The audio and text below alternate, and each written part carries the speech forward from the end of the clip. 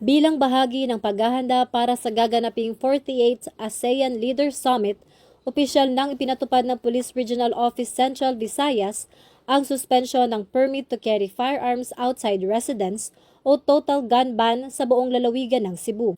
Magsisimula ang gun ban sa ganap na 12:01 ng umaga sa Mayo 4 hanggang sa hating gabi ng Mayo 11 na sasaklaw sa mga lungsod ng Cebu, Mandaue at Lapu-Lapu. Ang direktibang ito na nagmula kay Police General Jose Melencio Nartates Jr., Chief PNP, ay naglalayong tiyakin ang zero incident security sa pagdating ng mga lider ng iba't ibang bansa. Sa ilalim ng pamumuno ni Police Brigadier General Arnold Abad, Acting Director ng Pro-7, hindi lamang pagdadala ng baril ang ipinagbabawal, kundi maging ang transportasyon ng mga pampasabog, pagbubukas ng mga firing range, at pagbebenta ng mga paputok.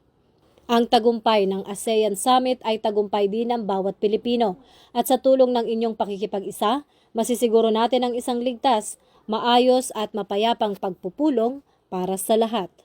Mula rito sa Campo Crame, ako si Patrolwoman Sari Bernales, nagbabalita para sa Police News Network.